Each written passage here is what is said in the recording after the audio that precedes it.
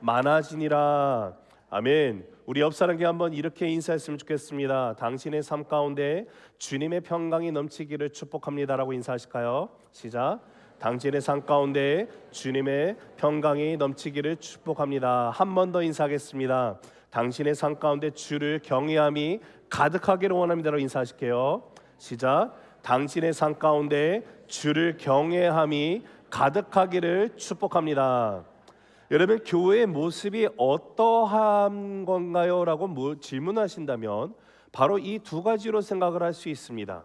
주님의 평강이 가득한 곳, 주님을 경외함이 가득한 곳이 바로 교회라는 사실입니다.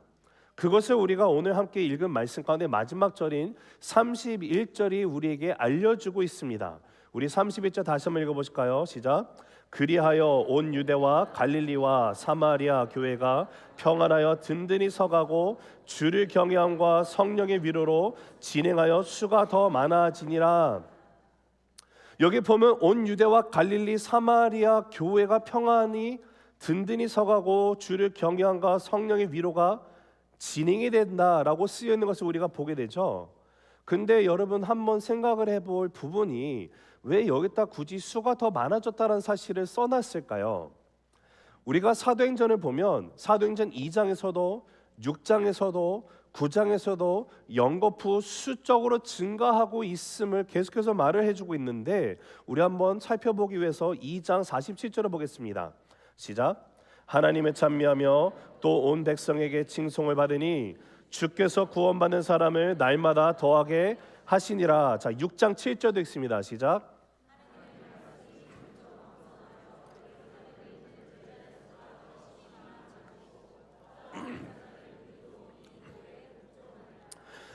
지금 구원받는 사람은 날마다 더하게 됐다라는 그 사실이 2장에 나왔고 6장에 가서는 말씀이 점점 왕성해져서 예루살렘 안에 예수를 따르는 제자들의 수가 증가를 했는데 그냥 증가한 것이 아니라 더 심히 많아졌다라고 쓰여 있습니다. 다르게 말하면 제자의 숫자가 증가했는데 아주 빠른 속도로 증가했음을 얘기하고 있어요.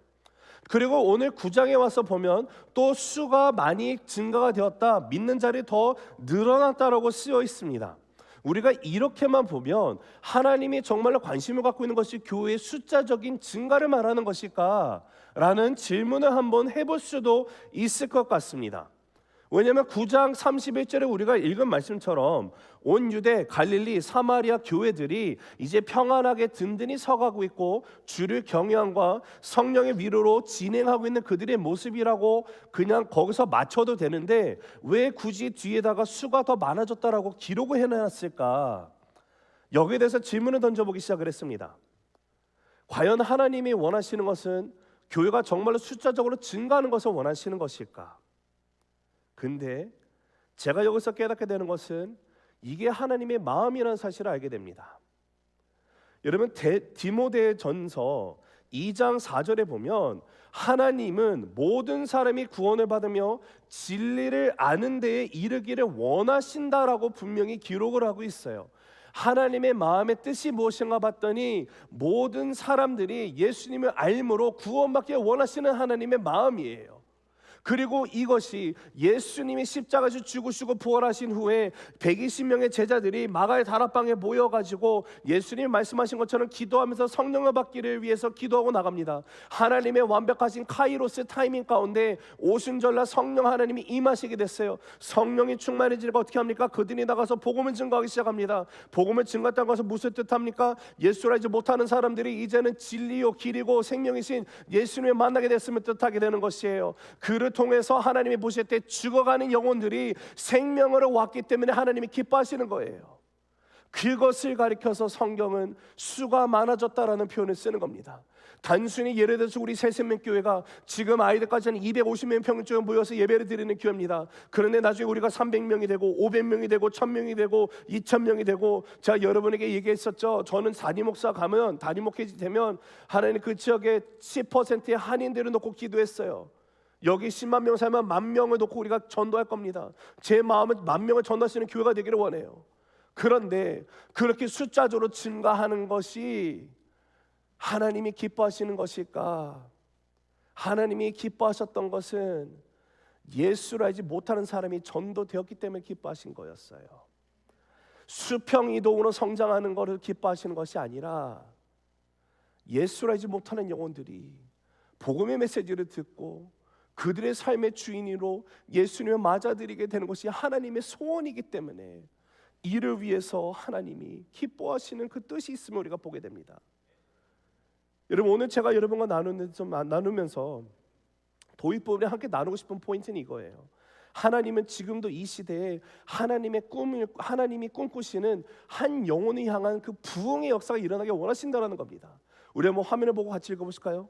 시작. 하나님은 지금도 이 시대에 하나님이 꿈꾸시는 한 영혼을 향한 부흥의 역사가 하나님의 계획 가운데 일어나기를 소원하고 계십니다. 한 번 더 읽습니다. 시작. 하나님은 지금도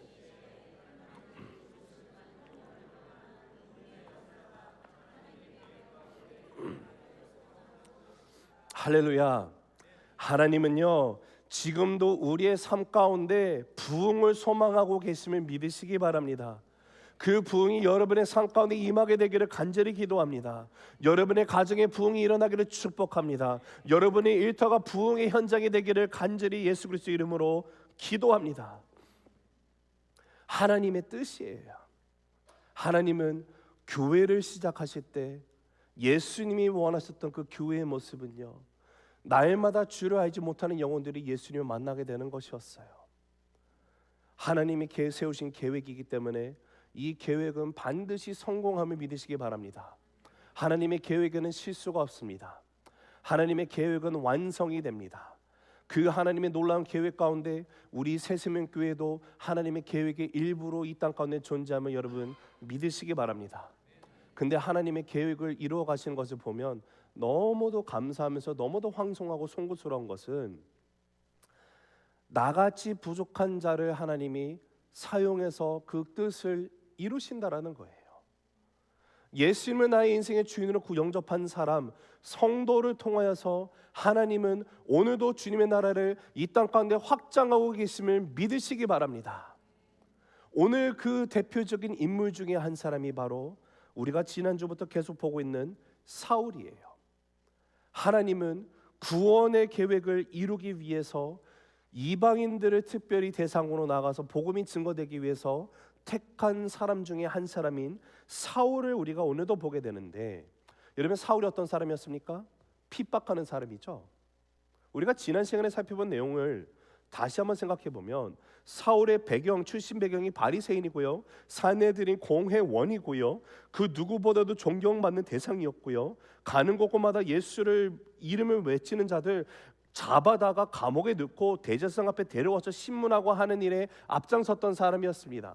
그가 다메섹에 가게 됐던 이유도 동일했죠. 예루살렘에서 핍박이 있으니까 교회에서 성도가 다 떠나니까 가장 많은 곳이 어딜까 생각하다가 다메섹을 가게 됐어요. 그러면서 고문을 받아갔어요. 체포영장이죠. 근데 가는 길에 하나님께서 예수님이 다메섹 도성에서 사울을 만나십니다. 찾아오세요. 예수님을 만나니까 사울의 인생이 변해버렸어요. 그가 예수님을 진짜 만나니까 어떻게 돼요? 곧장 나가서 전도자의 삶을 살아가기 시작했다는 것이 놀라워요. 여러분, 이것이 우리가 지난주에 살펴봤던 내용입니다. 사울이 갑자기 나가서 예수 이름을 외치기 시작하니까 많은 사람들이 당황하기 시작했어요. 찐 당황이에요. 충격입니다. 근데 여러분, 우리가 이것을 계속 보는데 한 가지 사도행전을 보면은요, 누가가 사도행전을 기록할 때 특징이 있습니다. 누가는 사도행전에서 일어나는 사건과 사건들을 이것을 다 이렇게 요약해서 기록을 하는데, 그 사건과 사건 사이에 얼마의 시간이 흘렀는지에 대한 데서는 관심이 별로 없어요. 왜냐하면 사도행전을 기록할 때 누가에게 있어서는요, 사건의 진행 자체가 중요한 것이지 이 사건이 언제 몇 날 며칠 몇 시 몇 분 몇 초에 일어났다, 이 몇 시간 지속되었다, 이런 거는 그다지 중요하지 않습니다. 포커스가 아니었어요. 그리고 누가가 기록한 사도행전의 전체적인 시간의 타임라인을 생각해 보면 여기서 강조되는 것은요, 우리가 생각하는 물질적인 24시간의 크로노스의 개념이 아니라 하나님의 시간, 카이로스가 더 집중이 되어 있음을 우리가 보게 됩니다. 하나님의 때에 사건들이 일어났음을 가리키는 거예요. 오순절날 성령 하나님이 임하게 된 것, 제자들은요 오순절날 성령 받게 된다는 것도 몰랐어요. 하나님의 때였어요. 하나님의 때, 카이로스 때 제자들은 그냥 심플하게 순종하면서 기도하고 있었더니 하나님이 임하신 거예요. 그런데 누가가 아주 드물게 몇 군데 안 되는 곳에서 시간적인 개념을 기록해 놓은 것이 있는데, 그게 바로 우리가 읽는 오늘 23절의 말씀이 됩니다. 자, 우리 22절 23절 읽어볼게요. 시작. 사울은 힘을 더 얻어 예수를 그리스도라 증언하여 다메섹에 사는 유대인들을 당혹하게 하니라. 여러 날이 지남에 유대인들이 사울 죽이기를 공모하더니. 자, 여기 보면 22절과 23절을 연결하는데 보면 지금 그 숫자적인 개념이 나와 있죠. 여러 날이 지났다라고 나와 있습니다. 이 여러 날이 도대체 하루 이틀인지 일주일인지 한 달인지 1년인지 우리는 알 수가 없어요. 왜냐하면 누가가 사도행전을 기록했더니 여기에 집중한 그 자기의 관심사는 몇 날 며칠에 일어나는 그런 크로놀로지컬한 연대적인 그 저기가 아니었기 때문에 그래요. 그런데 사도 바울이 기록한 갈라디아서를 우리가 한번 찾아보면 지금 다메섹 도상에서 일어났었던 오늘 사도행전 9장 22절 여기 우리가 읽는 본문과 같은 사건을 사도 바울이 기록한 것이 나오는데, 그것이 갈라디아서 1장 16절에서 18절까지 말씀입니다. 한번 같이 읽어보실게요. 시작. 그의 아들을 이방에 전하기 위하여 그를 내 속에 나타내시기를 기뻐하셨을 때에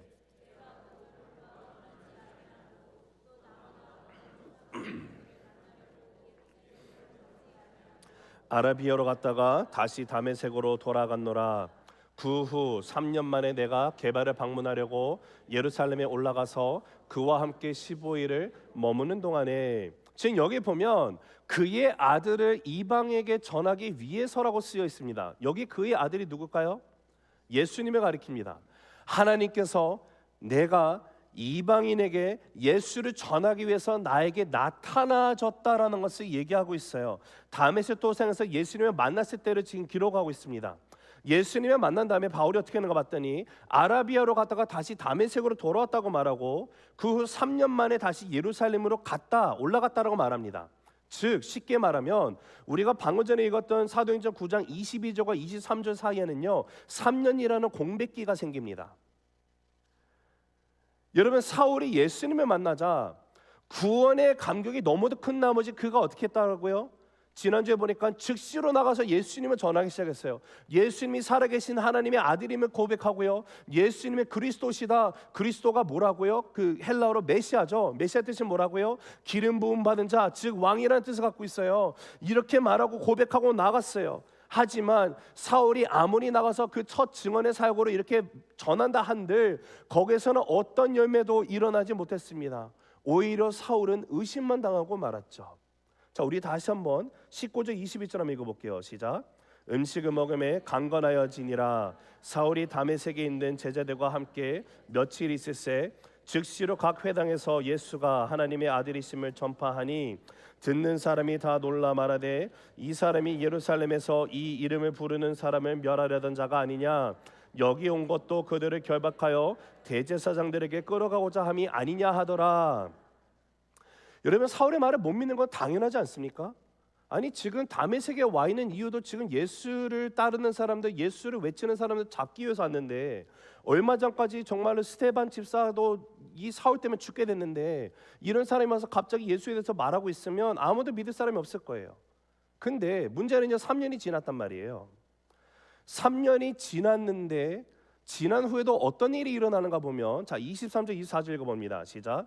여러 날이 지남에 유대인들이 사울 죽이기를 공모하더니 그 계교가 사울에게 알려지니라. 그들이 그를 죽이려고 밤낮으로 성문까지 지키거늘. 자 3년 동안 정확하게 사울이 어떤 일이 있었고 있는지는 우리는 알 수가 없습니다. 그러나 사울의 모든 그런 삶의 행보나 이런 것을 생각해 보면 그는 가는 곳마다 예수님을 전했을 확률이 큽니다. 자 그리고 근데 문제는요, 다시 다메섹에 왔거든요. 3년이 지났어요. 그런데 사울이 돌아오니까 다메섹에 소문이 퍼지는 거 아니겠어요? 야, 사울이 돌아왔어. 지금 그랬더니 유대교 형제들이 지금 어떻게 해요? 야, 얘 죽여야 돼. 지금 죽이기를 공모했다고 나와 있지 않습니까? 3년이 지났는데도 죽이려고 드는 거예요. 즉 사울은 그 입으로 계속해서 예수를 전하고 다녔겠구나라고 우리가 생각을 할 수 있어요. 사울을 죽일 수밖에 없는 그런 입장이에요. 왜요? 유대교회에 있어서는요, 바리새인이었던 사울, 사내들이 공회원이었던 이 사울이 예수를 핍박하고 나가던 이자가 갑자기 돌변해가지고 예수의 이름을 외치면서 하나님의 아들이심을, 그리스도이심을 증거하고 나가니 유대교 입장에서는 이 사울보다 더 위협적인 존재가 없는 거예요. 얘는 제거 대상이에요. 이런 상황에서 지금 유대인들이 다 죽이기를 모의했는데, 정말로 다행인 것은 24절을 보니까 이 계교가 사울에게 알려졌다라고 나와 있습니다. 그래서 결국 사울이 다메섹 도상에서 나오는 길목에 유대인들이 자신이 기다리고 있다는 사실을 알고 그가 어떻게 여기서 나가나 봤더니, 자 25절 읽어봅니다. 시작. 그의 제자들이 밤에 사울을 광주리에 담아 성벽에서 달아 내리니라. 자, 우리 사랑하는 새생명 가족 여러분, 우리 여기서 한번 생각해 볼게요. 예수님이 어떤 분이시죠? 예수님께서 나는 길이요 진리요 생명이니 누구든지 나로 말미암지 않고는 아버지께 나올 자가 없다라고 말씀하셨습니다. 여러분, 예수님이 정말로 여러분의 인생의 길이십니까? 여러분의 삶 가운데 진리십니까? 생명이십니까? 자, 그런데 길이요 진리요 생명이신 예수님을 만나서 회심한 사울의 인생을 보면 그 예수님을 만나고 난 후에 어떤 일이 벌어지고 있습니까? 어떻게 전개가 되고 있어요? 예수를 만난 지 이제 3년 됐어요. 그런데 삶 가운데 고난이 찾아옵니다. 여러분, 예수 믿으면 나의 인생 가운데 고난이 없어져야 되는 거 아닙니까? 그렇게 생각하세요? 여러분, 예수 믿으면 모든 것이 만사형통해야 되는 거 아니었었나요? 감사합니다. 성경은 그 어디에서도 예수를 믿으면 우리의 삶이 만사형통할 거라고 약속한 적이 없어요. 하나님의 말씀은 그 어디서도 예수를 믿으면 갑자기 고난이 다 사라진다고 말하지 않습니다. 오히려 예수님께서는요, 나를 따르려고는 너희 십자가를 짊어지고 따라오라고 하셨어요. 너희가 정말로 나를 따르려면 아빠, 엄마, 형제, 누이 뭐 다 버리고 나를 따라야 된다고 말해요. Count your cost before you follow me라고 하셨던 예수님이셨어요. 너희가 핍박받을 때 놀라지 말라. 왜?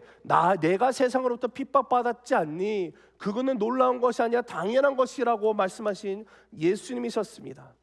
여러분, 예수 믿고 난 후에 예수를 전하지 않으면 안 되는 불같은 것이 사울의 마음 가운데 있다 보니 그가 나가서 예수를 외치기 시작했거든요. 그런데 그렇게 외쳤기 때문에 오히려 그의 삶 가운데 위협이 왔어요. 그냥 위협도 아니에요. 지금 죽느냐 사느냐 생명의 위협이 내 눈앞에 와 있는 거예요. 찾아오게 된 거예요. 지금 사울의 인생이 예수님 믿는 것 때문에 갑자기 꼬여버렸습니다. 여러분, 예수님 믿고 회심하기 전에 사울의 인생 보면은요, 전혀 문제가 없었거든요. 아니, 평탄한 길이거든요. 그가 외모로 좀 못생겼다 말한 사람도 있지만 본 적이 없으니까 알겠습니까? 그러나 최고의 학벌을 갖고 있어요. 그 당시에 정말로 인정받고 존경받는 젊은 지도자예요. 차세대 리더예요. 바리새인이에요. 사내들이 공회원이에요. 유대인이에요. 그 로마 시민권자예요. 태어나면서부터. 이보다 좋은 스펙을 가지고 있는 금수저 같은 사람이 또 있을까요? 전혀 문제가 없어요. 평탄하게 내가 누릴 수 있는 거 누리면서 살다가 죽을 수도 있어요. 누구의 미움을 받을 거는 생각도 못 해봤을 거고요. 누가 나를 죽이려고 하는 거 생각도 못 해봤을 거예요. 나를 죽이려고 하니까 살기 위해서 광주리에 내 몸을 실어서 도망간다, 전혀 생각해 본 적, 상상해 본 적이 없었을 것입니다. 예수 믿기 전에 사울의 인생은요, 안전했어요. 그런데 예수님을 만나서 회심을 한 사울의 인생 가운데 고난이 이렇게 찾아오게 됩니다.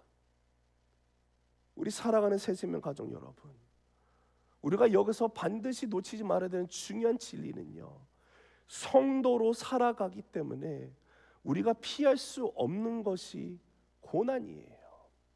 우리 한번 화면을 보시면서 읽겠습니다. 시작. 고난은 피할 것이 아니라 견디는 것이다. 한 번 더 있습니다. 시작. 고난은 피할 것이 아니라 견디는 것이다.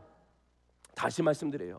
만일 사울이 예수님을 만났을 때 회당에 가가지고요, 예수님을 전하지 않았더라면 그의 인생이 어떻게 됐을까 한번 생각해 볼 수 있어요. 만약에 사울이 예수님 만난 다음에 예수님 전하는 것을 조금 딜레이 했더라면 어떻게 됐을까? 아마도 유대인들 형제들로부터 받는 고통을 피할 수 있지 않았을까요? 그러나 사울은 예수님을 만나고 그 예수를 전하지 않고서는 견딜 수가 없었어요. 나 같은 죄인 또한 찾아오신 예수님, 예수를 따른 자들은 내가 가서 핍박하고 죽이기까지 했는데 나 같은 자가 뭐라고 예수님이 나를 친히 찾아와서 나에게 은혜를 주시고 사랑으로 나를 고쳐 쓰신단 말입니까? 그 예수님을 만났어요. 그 엄청난 은혜와 사랑, 말로 다 형용할 수 없는 그 은혜와 사랑이 나에게 주어졌어요. 그래서 사도 바울이 다메섹 도상에서 예수님을 만나게 됐을 때, 여러분 사도 바울이요 자기 서신에다가 자기가 예수님을 만났을 때 어떤 기분과 감격이 있었는지는 기록해 놓지 않아서 우리가 알 수는 없지만요, 우리가 개개인이 예수님을 만났을 때 나의 삶 가운데 주어졌던 감격과 기쁨을 한번 회상해 보면 어떤 것인지 우리가 충분하게 추론할 수 있어요. 여러분, 이전에는 수없이 다른 사람들을 정죄하며 살아가는 나의 인생이었는데, 그런 나를 있는 모습대로 그대로 받아주시고 사랑해 주시고 용서하시고 주의 자녀 삼아주시는 예수님을 만났을 때 내 삶 가운데 존재하고 있었던 정죄의식이 다 해결이 되는 거예요. 그리고 이제 주님을 만난 그 기쁨과 감격이 너무 크다 보니 내가 나가서 그냥, 아니 어떻게 보면 여러분 그냥 그래 예수님 믿었으니까 기쁘지, 그냥 살아가도 되지 않나요? 근데 왜 회당에 가가지고 예수님을 전하더라? 여러분, 회당에 나가서 예수님 안 전했으면요 사도 바울이 이렇게까지 힘든 일 겪지 않았을 거예요. 회당에서 예수를 전하니라, 이 한마디가 그의 인생을 완전히 다른 방향으로 고난의 문이 활짝 열리는 곳으로 나아가게 됩니다. 자, 그렇다면 우리 한번 여기서 또 생각해 볼게요. 여러분, 사도 바울은요 자신이 나가서 예수님에 대해서 전하면 나의 인생 가운데 이런 어려움이 올 거라고 전혀 생각도 예상도 못 해봤을까요? 아니요, 사도 바울은 정확하게 알았습니다. 왜요?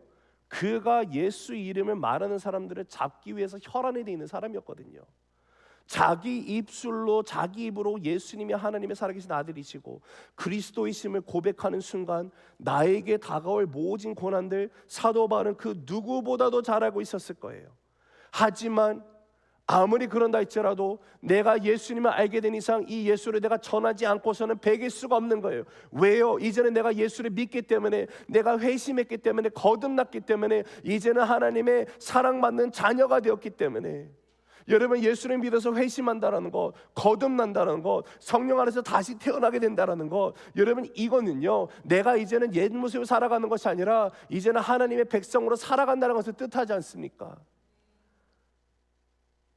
모든 성도들에게 하나님이 공통적으로 주신 소명이라는 것은 이제는 내가 하나님의 백성으로 이 땅 가운데 살아가는 거예요.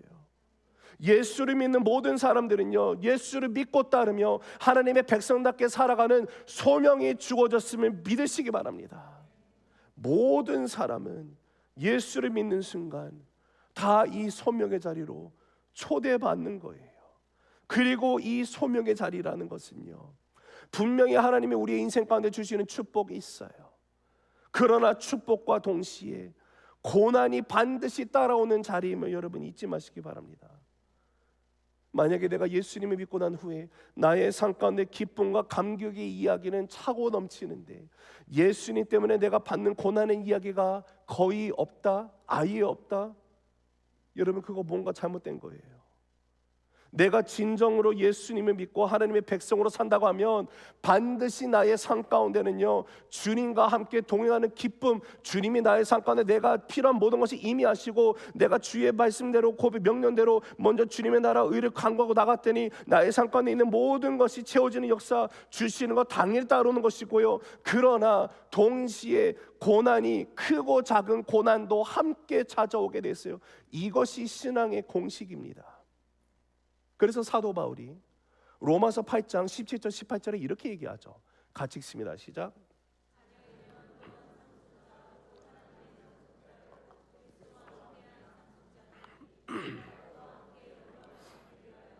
고난도 함께 받아야 할 것이니라.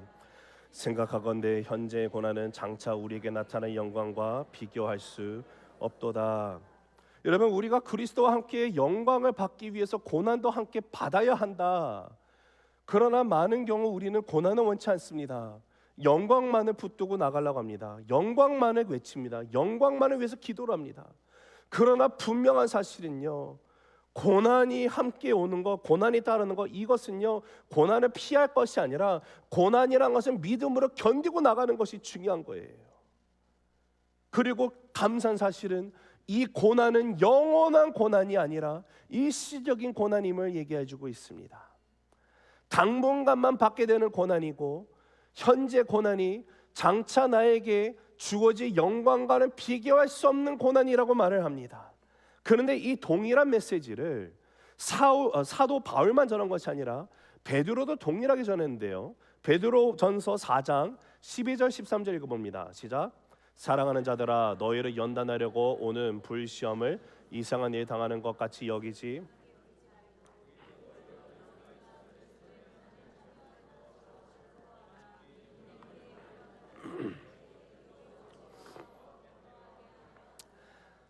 너희가 그리스도의 고난에 참여하는 것으로 어떻게 하라고요? 즐거워하라고 말합니다. 이는 그의 영광을 나타내실 때 너희로 즐거워하고 기뻐하게 하려 함이라. 여러분, 어찌 고난인데 그것을 즐거워할 수가 있겠습니까? 그런데 중요한 사실은 이 고난은 장차 다가올 영광과는 비교가 될 수 없는 것이기 때문에 내가 이 고난을 즐거워할 수 있게 되는 거예요. 그리고 나중에 정말로 내가 영광을 받게 되면 그 즐거움이라는 것은 전혀 비교가 될 수 없을 정도로 너무도 크고 놀라운 것이기 때문에 예수 믿은 다음에 오는 고난을 이상하게 여기지 말라고 사도 베드로도 사도 바울도 동일하게 외칩니다. 사랑하는 성도 여러분, 예수 믿으면 우리의 인생 가운데 하나님이 주신 은혜가 충만함을 믿습니다. 믿으십니까? 진짜 믿으세요. 그런데요, 우리가 일반적으로 은혜라는 단어를 생각하면 내가 이해하는 은혜와 하나님이 말씀하신 은혜는 다른 것 같아요. 왜냐하면 여러분, 우리가 은혜를 생각하면 어떤 것이 연상이 되세요? 나의 삶 가운데 모든 문제가 해결되면 그 은혜라고 얘기하죠. 내가 건강해지면 은혜예요. 나의 삶 가운데 경제적으로 어려움이 풀리면 하나님 주신 은혜예요. 뭔가 잘 되는 것을 은혜라고 생각합니다. 근데 여러분, 혹시 나의 삶 가운데 어려움과 고난이 온 것을 하나님의 은혜라고 고백해 본 적 있으세요? 하나님의 은혜라는 것은요, 여러분 이사야서 43장에 가서 1, 2, 3절을 보면 내가 물 가운데 지날지라도 물이 나를 침몰치 못하게 되고요, 불 가운데 내가 다닐지라도 불이 나를 사르지 못한다라고 말하는 하나님의 은혜가 주어져요. 나의 기도는요, 하나님 내가 물에 빠졌으니까요 날 빨리 좀 건져서 저 마른 땅에 내주세요. 하나님 내가 불 가운데 너무 뜨거워요, 나 좀 빼주세요.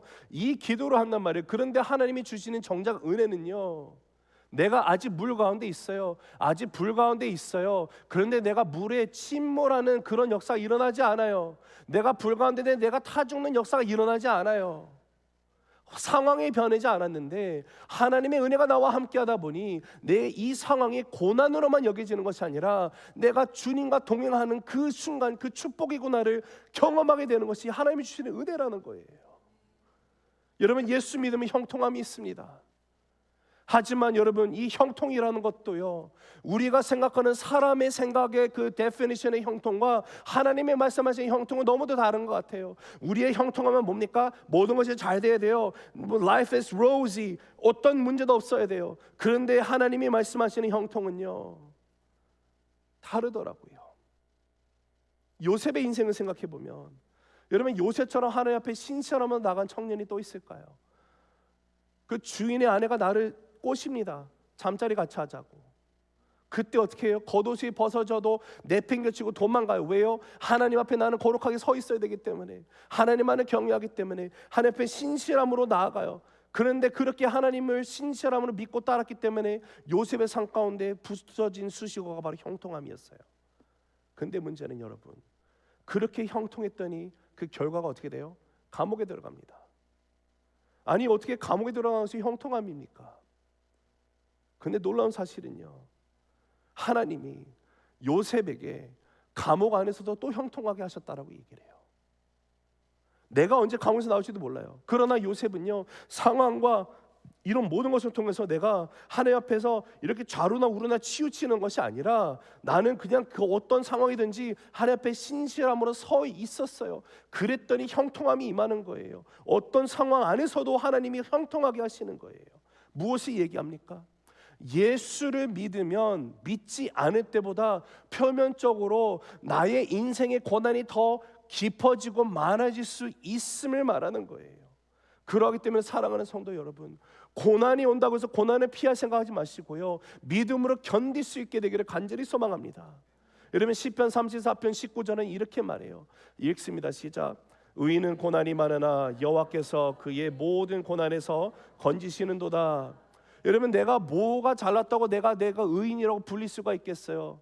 여러분, 나 같은 죄인이 또 어디 있겠습니까? 그런데 예수님이 십자가에서 그 보혈의 피를 흘리심으로 내 죄를 사해 주셨잖아요. 내가 예수님을 나의 삶의 주인으로 구원자로 영접하니까 하나님께서 예수님이 십자가에서 이루신 구속의 능력, 그 역사 때문에 나를 이제 주의 의로운 자녀로 봐주시는 거예요.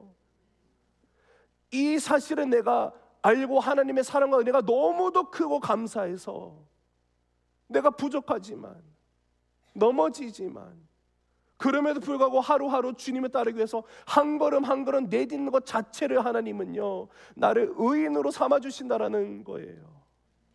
그런데 그 의인의 걸음은 만사 형통이 아니에요. 고난의 길이에요. 고난이 많습니다. 그러나 감사한 사실은 여호와 하나님께서 나를 모든 고난에서 건지신다라는 거예요. 사랑하는 성도 여러분, 왜 하나님은 우리의 삶 가운데 고난이라는 것을 왜 주실까요? 왜 굳이 고난이라는 것을 허락하실까요? 내가 받는 고난 속에서도 하나님의 일이 이루어지기 때문이에요. 나같이 부족한 사람을 통해서 하나님의 나라를 주님은 묵묵히 확장해 나가신다는 사실이에요. 그런데 또 감사한 것은요, 분명히 우리에게 말씀에 약속해 주셨어요. 내가 감당치 못할 것은 하나님이 허락을 안 하신대요. 고린도전서 10장 13절 읽습니다. 시작. 사람이 감당할 시험 밖에는 너희가 당한 것이 없나니 오직 하나님의 미쁘사 너희가 감당하지 못할 시험 당함을 허락하지 아니하시고 시험 당할 즈음에 또한 피할 길을 내사 너희로 능히 감당하게 하시느니라. 여러분, 내가 감당 못할 시험을 허락하지 않으시는 하나님이 너무 감사하지 않습니까? 여러분, 혹시 나의 삶 가운데 어떤 고난이 있어요? 그 감사할 일이에요. 아, 하나님이 보실 때 내가 이것을 감당할 수 있으니까 허락하셨구나. 그런데 시험을 당할 때 어떻게 한다고요? 이 길을 당할 즈음에 피할 길을 만들고 예비하고 나를 인도하신다는 거예요. 여러분, 성경은요, 어디에서도 하나님이 나에게 고난을 피하도록 미리 막아준다라고 써있지 않아요. 고난을 허락하시는 하나님이에요. 그렇기 때문에 고난은 피할 것이 아니라 믿음으로 견디는 거예요. 자, 오늘 본문으로 다시 돌아와서, 그러면 사도 바울의 인생 가운데도 어떤 고난이 있었고 그 고난 시대 하나님이 어떻게 그를 고난에서부터 피할 길을 내셨는지 살펴보고 우리가 말씀을 마무리하도록 하겠습니다. 자, 유대인들이 성문을 지키고 있을 때 하나님은 어떻게 그에게 피할 길을 주셨어요? 광지를 통해서 밖으로 나갈 수 있도록 인도하셨어요. 죽지 않고 벗어났어요, 위협으로부터. 저는 상상을 해봐요. 사울이, 아니 사람이 이렇게 들어갈 광주리면 얼마나 큰 광주리였을까요? 근데 어떻게 나갔어요? 계속 뛰어갑니다. 일단은 그냥 주랭랑이에요. 앞만 보고 달려가는 거예요. 다메섹에서 멀어지기 시작합니다. 멀어지면 멀어질수록 이제 좀 안도의 한숨을 쉬기 시작하면서, 만약에 제가 사울이었다면 마음 가운데 기쁜 들뜸이 있었을 것 같아요. 왜요? 지금 내 발걸음은 어디로 향한다고요? 예루살렘 향하고 있거든요. 예루살렘 왜 갔습니까? 거기 있는 예수님의 제자들 만나고 싶었어요, 사울이. 얼마나 기대가 됐겠어요. 나도 이제 예수의 제자가 됐기 때문에 함께 만나가지고 삶을 나누고 예수에 대해서 이야기도 나누고 싶어서 들뜬 마음에 막 뛰어가고 있는 사울을 연상을 해봅니다. 그런데 가서 만났는데 사울에게 돌아오는 반응이 어떤가 봤더니 아무도 그를 믿어주지 않아요. 26절입니다. 시작. 사울이 예루살렘에 가서 제자들을 사귀고자 하니 다 두려워하여 그가 제자됨을 믿지 아니하니. 아무도 믿지 않는 건 당연하죠. 왜냐하면 사울에게는 꼬리표가 붙어있거든요. 핍박자라는 꼬리표. 여러분, 아무리 3년이 지난다고 이 꼬리표가 떼어질까요? 30년, 60년 지나도 아마 그대로 붙어 있을걸요. 사울은요 너무 기쁜 마음으로 갔어요. 그리고 여기 이유가 뭔가 보면 우리 한글 성경에는 예루살렘에 가서 제자들을 사귀고자 하니라 나와 있는데 헬라어로는 이게 콜라오라는 단어인데요. 이 뜻이 뭐냐면 접착제로 붙여버린다는 뜻을 갖고 있어요. 그냥 쉽게 말하면 강력본드로 그냥 붙여버린 거예요. 슈퍼글루로 딱 붙여버리는 거예요. 그러니까 가서 제자들 안녕하세요. 저는 사울입니다. 당신이 뭐죠? 이 통성명하기 위해서 간 게 아니라 정말로 우리는 하나다. 우리는 형제다. 우리가 아델포스가 되었다. 이것을 말하기 위해서 사귀기 위해서 갔다라는 것이에요. 그런데 돌아오는 문제가 뭡니까? 아무도 자기를 믿어주지 않아요. 여러분, 나를 죽이려는 사람들의 그 위협으로부터 내가 벗어났는데 또 다른 고난이 찾아왔어요. 아무도 나를 제자로 인정해주지 않는 거예요. 여러분, 사람은요 기대감이 크면 클수록 더 실망이 커지는 법이에요. 물론 사울이 이 사건에 대해서도 자기 어떤 감정이었는지를 써놓지 않았기 때문에 알 수는 없지만 만약에 제가 사울이라고 했다면요 저는 너무도 큰 상심이 됐을 것 같아요. 내가 어떻게 하면 이들에게 내가 진짜 예수님의 제자라는 것을 알려줄 수 있을까? 그런데 여러분, 갑자기 반전이 일어나게 돼요. 자, 우리 28절 29절 있습니다. 시작. 사울이 제자들과 함께 있어 예루살렘에 출입하며 또 주 예수의 이름으로 담대히 말하고. 자, 26절에서 분명히 거절당했는데 28절 와서 보니까 제자들과 함께 예루살렘에 들락날락합니다. 그뿐만이 아니라 함께 자유롭게 다니면서 예수에 대해서 복음을 전하고 있어요. 아니 도대체 26절과 28절 사이에 무슨 일이 있었길래 갑자기 억셉트드 되고 하나가 될 수 있었을까요? 바로 하나님이 예비하신 27절이 나옵니다. 읽습니다. 시작. 바나바가 데리고 사도들에게 가서 그가 길에서 어떻게 주를 보았는지와 주께서 그에게 말씀하신 일과 다메섹에서 그가 어떻게 예수의 이름으로 담대히 말하였는지를 전하니라. 여러분, 바울이 정말 아무도 나를 받아주지 않고 거절하고 나를 무서워하고 하나로 여겨주지 않는 이런 그 어려움이 있을 때 하나님이 누구를 예비하셨어요? 바나바를 통해 가지고 그에게 피할 길을 주신 거예요. 이러면 바나바는 이름이 아닌 거 아시죠? 바나바의 원래 이름이 본명이 뭐였을까요? 요셉이죠. 구브로에서 난 레위 사람 요셉이라고 사도행전 4장 37절에 가서 나와 있습니다.